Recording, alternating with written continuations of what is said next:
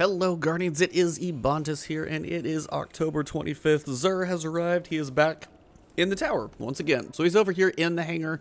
Once you enter the hangar section, we'll run back here to the back to his little perch, and we'll see what he's got for the week. If you guys did not catch the Last Word podcast, it was recorded live this morning. It will be up on the YouTube channels and audio here in the next day or so. If you didn't catch it live, stay tuned for that one, but let's see what he's got. May we speak? And we've got definitely a couple things to look at. Definitely some things to consider. So your Faded Engram, just reminders for you guys. This is a random roll that has a chance at good stats for now. Now, the stats below on the armor is supposed to be actually random. Bungie did confirm that those are supposed to be random and not just like matching the collections. So right now the stats on the exotic gear is only matching the collections. If you don't have it, it still can be worth getting to complete your collection, but the stat rolls are not going to be the best. But up here, the Faded Engram, for one, will work off a list that you don't have. Now, if you have every piece of armor on a character and every weapon, you'll get a duplicate. But if you're missing something for, say, your hunter, make sure you're on your hunter, go over to Xur and buy the Faded Engram, and you'll get a piece of gear for your hunter that you're missing. So it's a nice way to work on your checklist in case you're missing a few things, which I'm sure we're all missing like one or two, because just, you know, not everybody's that lucky. So grab your Faded Engram, and if nothing else, even if you have every exotic in the entire game, and if you have shards to spare, buy it, and you have a chance at a really good stat roll, because exotics can have some pretty high stat rolls, like 60 plus sometimes I've seen, like mid 60s are great without even a mod, because then if you take mid 60 plus a mod, that's mid 70s, and then if you ever do masterwork that thing, it's going to be 80 something stats. That's really, really good. So definitely worth getting every week. 97 shards. If you're playing a lot, you should be seeing a lot. But again, remember, if you don't have one of the items listed down here, it's kind of a bummer to buy it up here for 97 shards. You don't know how the random roll is going to be, and then be able to buy the same thing down here for a quarter of the price. So if you're going to complete a collection, just mess around with exotics, get them down here first. But if you have a lot, you're going for rolls, Faded Engram is your path. So for the gear this week, we've got the Suros Regime. Is an auto rifle. Auto rifles are in a pretty good spot right now. They're not perfect. They're probably not going to be like Ultra Beast, but they're pretty solid. And this one is actually quite a bit of fun. Suros Legacy is the purse. The bottom half of each magazine deals bonus damage and has a chance to return health on kill. Pretty cool. If you get the Catalyst, basically what that one's going to do is actually, I think, get a better chance for you to get health back on kill on top of that.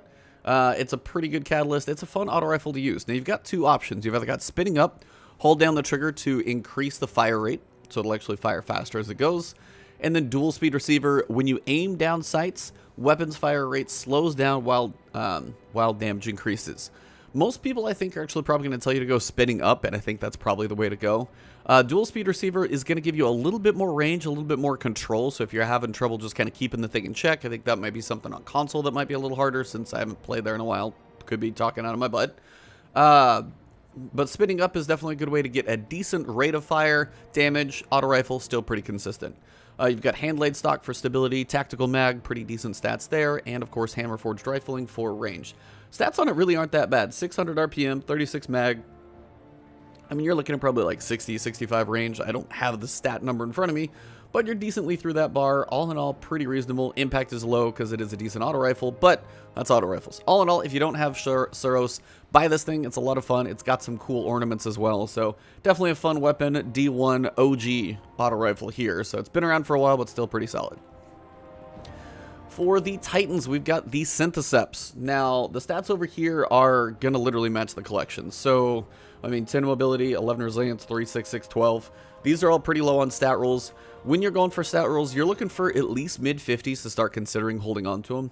And exotics that you get out in the wild are rolling pretty good on the 60s. Like, I can even pull up my characters just to show you guys. Well, this one has a mod on it. That one's got a mod. That one's got a mod. So this one's got a mod, but it's on 70. But my base stat roll was 60. And they can even be higher than this. So you threw a mod on this, you're up to 70. You're looking at a lot more stat benefits to something that has 60, as opposed to what Xur has over here with my Synthoceps that are looking at 48. So, while this is more of a collection sake. If you need it, don't have it. Maybe you want a solar set of Synthoceps, whatever it is, that is up to you. So, biotic enhancements increase melee lunge range, improve melee and super damage when you are surrounded. These are actually a really cool thing to use when people were like running the Whisper mission on your Titan.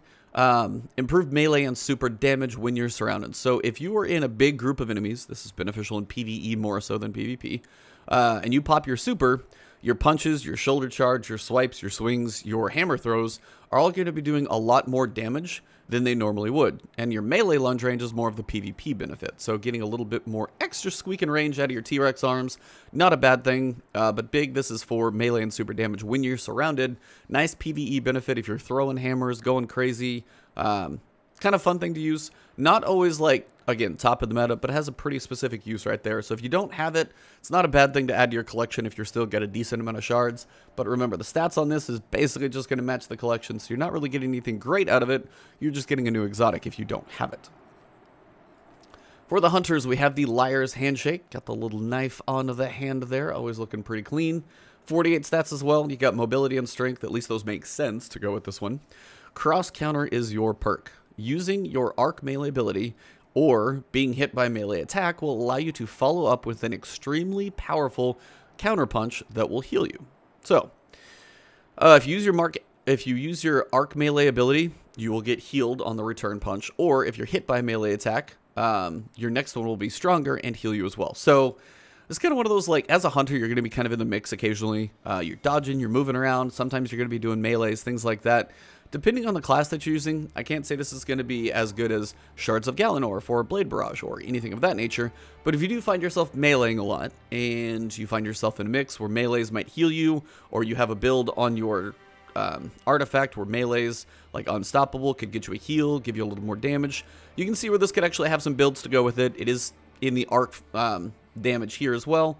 But you've basically got an okay stat roll, but is going to pair well with some decent builds, especially related to melee. So if you're a melee person, definitely something to consider if you're running a hunter. Finally, for the Warlocks, our Geomag Stabilizers, first thing I can say is if you don't have them, buy them. Even if the stats are only 49, I know they're not the best, but still, these are quite good. Main reason is close enough.